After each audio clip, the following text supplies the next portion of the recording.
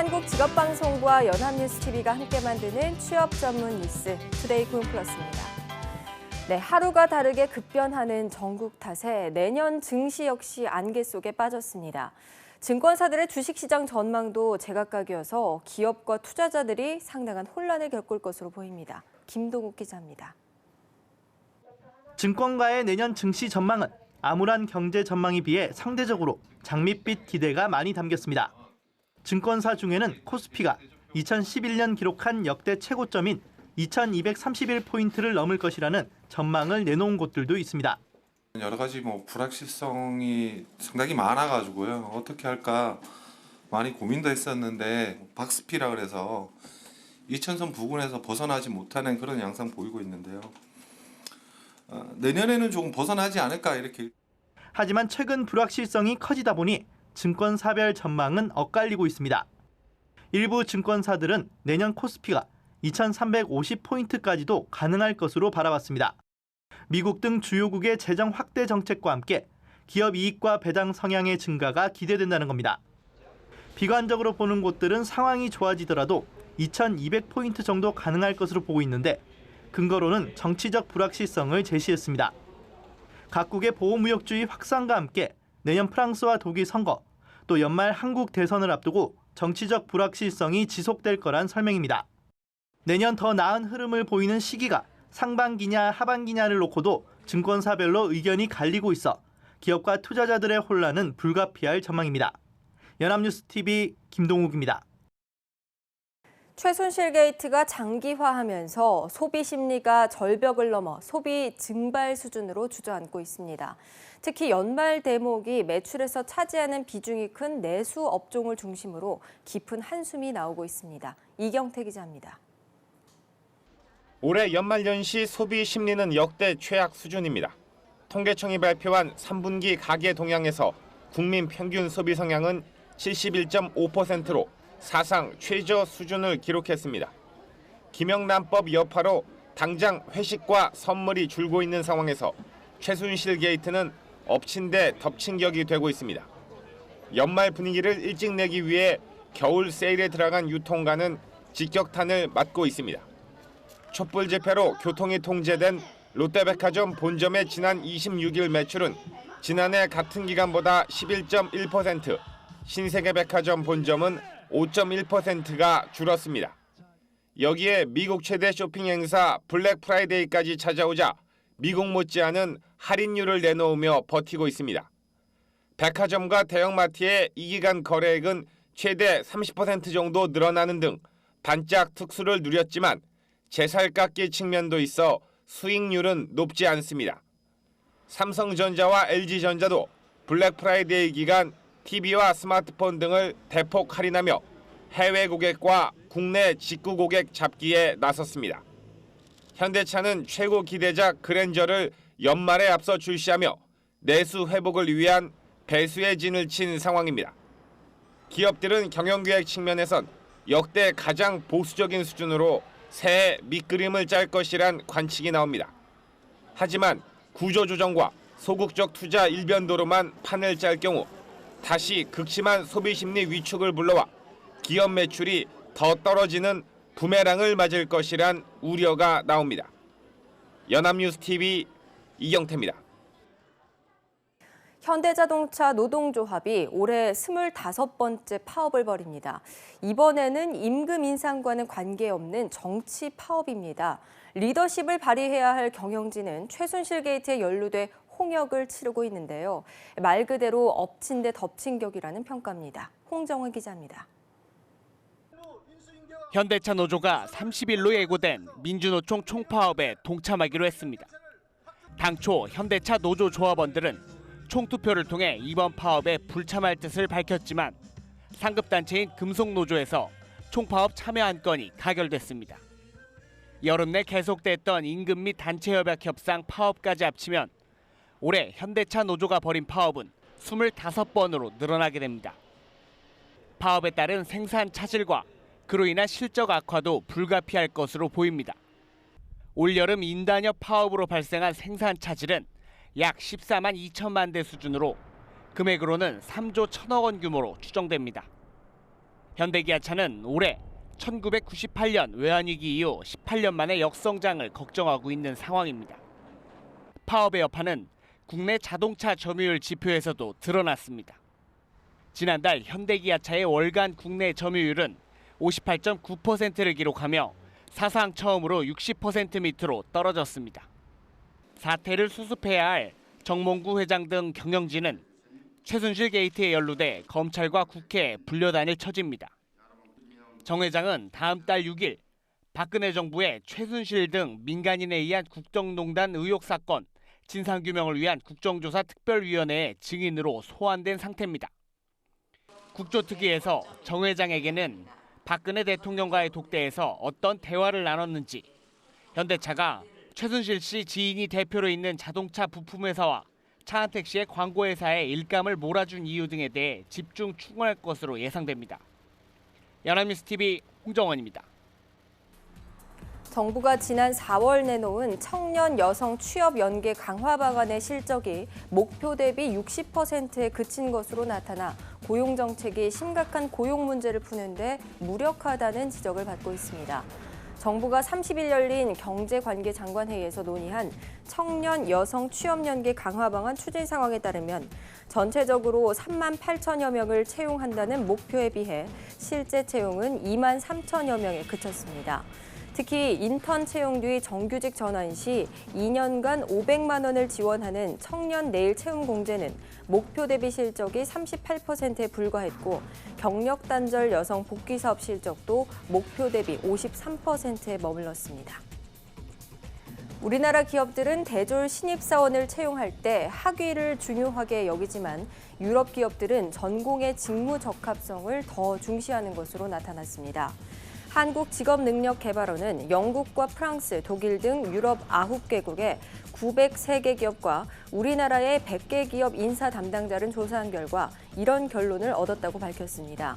서류 전형 단계에서 우리나라 기업이 중시하는 요인은 100점 만점에 학위가 34.3점으로 가장 높고 뒤이어 전공의 직무 적합성이 28점, 학점이 12.5점 순이었습니다. 반면에 유럽 기업은 전공의 직무 적합성이 25.8점으로 가장 높고 관련 업무 경험이 19.9점, 학위가 19.3점 등이었습니다. 삼성전자가 이재용 부회장 시대를 맞아 지배구조 개편 작업에 시동을 걸었습니다. 또 주주들의 신뢰를 얻기 위해서 올해 배당을 4조 원으로 작년보다 30% 늘리고 내년에는 분기별 배당을 하겠다는 계획도 내놨습니다. 김종성 기자입니다. 삼성전자가 이사회를 열어 그동안 설로만 나돌던 지주회사 전환에 대해 검토하겠다는 공식 입장을 내놓았습니다. 삼성전자는 지주회사 전환과 관련해 외부 전문가들에게 자문을 의뢰하고 있다고 설명했습니다. 다만 시기와 방법 등 구체적인 계획에 대해서는 말을 아꼈습니다. 6개월 이상 안 걸리겠냐고 생각은 하지만은 빨리 이 검토가 끝나면 답변을 드리겠습니다. 현 시점에서 지주회사, 전자지주회사하고 물산 합병을 검토한 계획은 지금 현재로서는 전혀 없습니다. 재계는 책임 경영에 시동을 건 이재용 부회장이 지배구조 강화에 나선 것으로 보고 있습니다. 향후 삼성전자가 지주회사와 사업회사로 인적 분할을 하게 되면 두 회사 간 주식 교환 등을 통해 이 부회장이 지주회사의 지분율을 끌어올리고 그룹의 지배력을 높일 수 있다는 겁니다. 삼성전자는 올해 배당금을 4조 원으로 지난해보다 30% 늘리고 내년 1분기부터는 분기 배당도 실시할 예정입니다. 주주들의 신뢰를 얻기 위해서 일종의 당근을 제시한 겁니다. 이를 통해 올해와 내년 영업활동으로 번 현금에서 인수합병 등 지출을 제외한 금액의 50%를 주주들에게 주기로 했습니다. 또 이사회의 전문성을 높이기 위해 내년 정기주총에서 글로벌 기업 CEO 출신 사회이사를 1명 이상 추천하기로 했습니다. 한편 삼성전자는 미국 나스닥 상장에 대해서는 지주회사 전환 여부 결정 후 검토하겠다며 당장 추진 계획이 없다고 선을 그었습니다. 연합뉴스TV 김종성입니다. 가계부채 부실화 위험을 줄인다며 정부가 고정금리 대출을 늘린다는 방침을 세운 지 벌써 여러 해가 됐습니다. 그런데 가뜩이나 금리가 급등하는 이 시점에 가계대출에서 고정금리 비중은 오히려 줄고 있는데요. 왜 그런지 김종수 기자가 짚어봤습니다. 가계부채가 1,300조 원을 넘었는데 금리는 자고 나면 오르자 주택담보대출 같은 가계부채에 대한 당국의 경고는 최근 부쩍 수위가 높아졌습니다. 금리 인상이 현실화되면 가계부채 관리가 부담이 될 뿐만 아니라 고금리 대출을 이용하는 그런 서민 취약 계층의 고통이 가중될 우려가 큽니다. 하지만 은행 일선 상황은 좀 다릅니다. 신규 가계대출 중 고정금리 비중이 석 달 새 58%에서 45%로 줄어든 겁니다. 금리 급등에 대비해 고정금리를 늘리라는 정부 방침과 반대 흐름입니다. 그 이유는 한마디로 변동금리 대출 상품 금리가 더 싸기 때문입니다. 변동금리 상품 금리가 고정금리 상품보다 0.7%포인트 안팎이 더 낮으니 우선 싼 곳에 수요가 몰리는 겁니다. 최근 시중은행의 주택담보대출 고정금리와 변동금리의 갭이 확대되면서 변동금리 대출을 선택하는 고객분들이 조금씩 늘어나고 있는 추세입니다. 이미 변동금리 대출 상품 금리가 불과 한 달 전보다 0.3%포인트 가까이 뛴 은행도 있습니다. 금리는 세계적으로 이미 상승기에 접어들어 더 오를 전망인데 이는 금리 상승 위험을 변동금리 대출자들이 지는 것을 뜻합니다. 금리가 오르면 대출자들이 고정금리로 갈아탈 수는 있지만 전반적 부담 증가는 불가피합니다. 급등하는 금리가 불황 속 내수와 경제 심리를 더 제약할 가능성은 갈수록 커지고 있습니다. 연합뉴스TV 김종수입니다. 그동안 국내 시장에 중저가 스마트폰을 앞세웠던 중국 업체들이 이제는 고급화 전략으로 이미지 변신을 시도하고 있습니다. 삼성전자와 애플이 하반기 주춤한 가운데 국내 프리미엄 스마트폰 시장의 틈새를 파고들고 있습니다. 한지희 기자입니다. 가격 대비 성능, 이른바 가성비가 높은 저가 스마트폰을 앞세우던 중국 제조업체들이 한국 시장 공략을 강화하고 있습니다. 애플의 고전과 삼성 갤럭시 노트 7의 단종을 기회로 삼아 시장을 잠식하겠다는 보관입니다.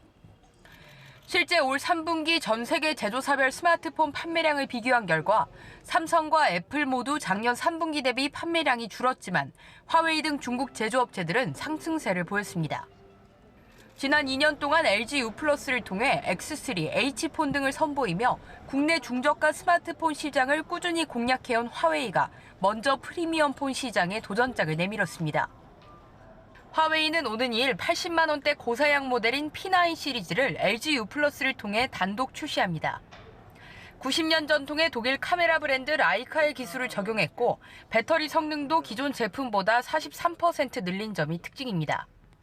在这个成绩单的背后呢，其实是华为10几年来，对技术创新的持续的高额的研发投入，聚焦精品战略的一个结果。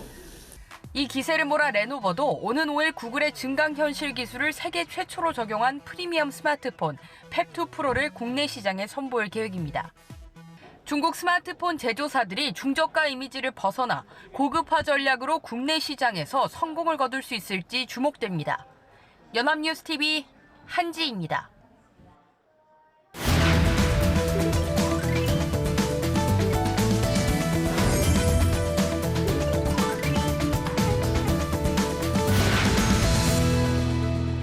사회적으로 핫한 이슈를 키워드로 알아보는 핫키워드 시간입니다. 강설희 아나운서 나오셨습니다. 안녕하세요. 네, 안녕하세요. 핫키워드 시간입니다. 온 나라를 뒤흔들고 있는 최순실 게이트의 영향이 미치지 않는 곳이 어딜까 싶은 요즘입니다. 심지어 정말로 중요한 국민의 곳간을 건드렸다는 의혹도 받고 있습니다. 바로 국민연금인데요. 삼성물산과 제일모직 합병 때 대주주인 국민연금이 찬성표를 던지면서 막대한 손해를 입었다는 겁니다.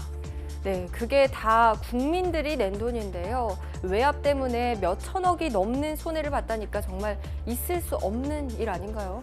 네, 그렇습니다. 국민연금은 우리 국민들의 노후 대비를 위해서 만든 제도죠. 과연 제대로 운영되고 있는 걸까요? 그래서 오늘은 국민연금의 현황, 또 향후 수령액에 대해서 살펴보겠습니다. 네, 저는 이번에 국민연금이 삼성물산의 대주주라는 이야기를 듣고 정말 깜짝 놀랐습니다.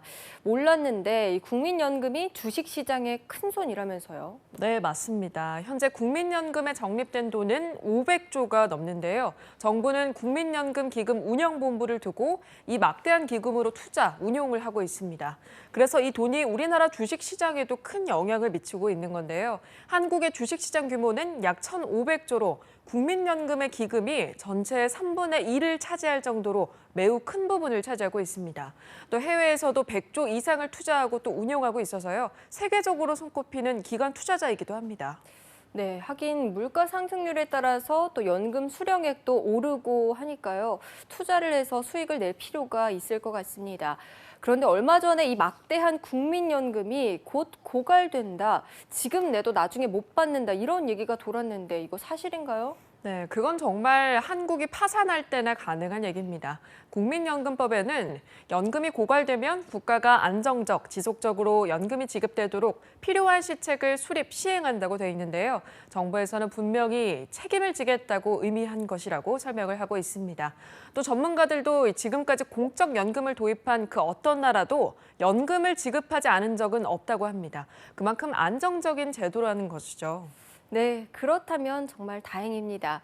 그런데 지금 말씀하신 대로 국민연금은 공적인 연금이잖아요. 그럼 시중의 개인연금과 비교를 했을 때 수령액의 차이가 있을까요? 네, 국민연금은 다른 사적인 연금에 비해서 적게 내고 많이 받는 구조인데요. 국민연금공단의 보고서를 통해서 개인연금과 차이를 비교해 보겠습니다.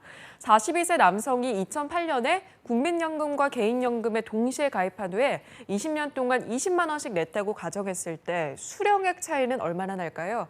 이 남성이 만 65세가 됐을 때 국민연금에서는 월 106만 115원을 받을 수 있고요. 개인연금으로는 81만 원을 받는다고 합니다. 또 국민연금은 해마다 물가 상승률이 반영되기 때문에 10년 뒤 수령액은 월 142만 4,760원으로 오른다고 합니다. 이 정도면 가입 안 하면 손해라는 말이 나올 만합니다. 네, 국민연금은 적게 내고 많이 받는다는 말 맞는 말이네요. 자, 그런데 걱정되는 게 물가 상승률도 반영해주고 또 노령 인구는 점점 늘어나는 추세잖아요. 이러다 언젠가는 정말로 기금이 바닥나진 않을까 이런 생각도 드는데요. 네, 맞습니다. 노령 인구가 급격하게 늘고 있고요. 인구 구조상 국민연금을 내는 세대는 줄어들고 받는 세대는 크게 늘어나게 되다 보니까 2060년이 되면 국민연금이 고갈될 것이다 이런 예상이 나온 겁니다. 네, 그렇다면 어떤 대책이 있어야겠는데요. 많은 국민들의 노후 대책인데 고갈돼 버리면 정말 큰일일 텐데요. 네, 그렇죠. 그래서 몇 가지 안이 논의되고 있는데요. 첫 번째 대책은 보험료율을 올리는 겁니다. 보험료율은 소득 대비로 정해지는데 이 비율을 올리자는 겁니다. 그런데 현재 국민연금의 보험료는 가입자와 사업주가 반씩 부담하고 있습니다. 그래서 가입자뿐만 아니라 사업자의 부담도 늘어나기 때문에 반대를 하고 있습니다.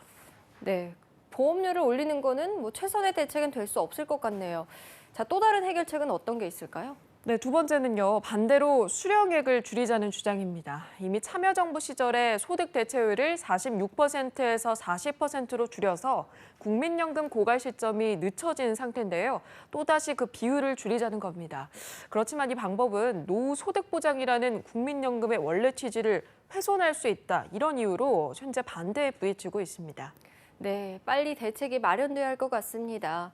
자, 그런데 이 최소한의 노후 대책인 국민연금도 못 내고 또 못 받는 취약계층도 꽤 많다고 들었어요. 네, 국민연금은 18세 이상 60세 미만의 경제활동 국민은 의무적으로 가입을 해야 하는데요.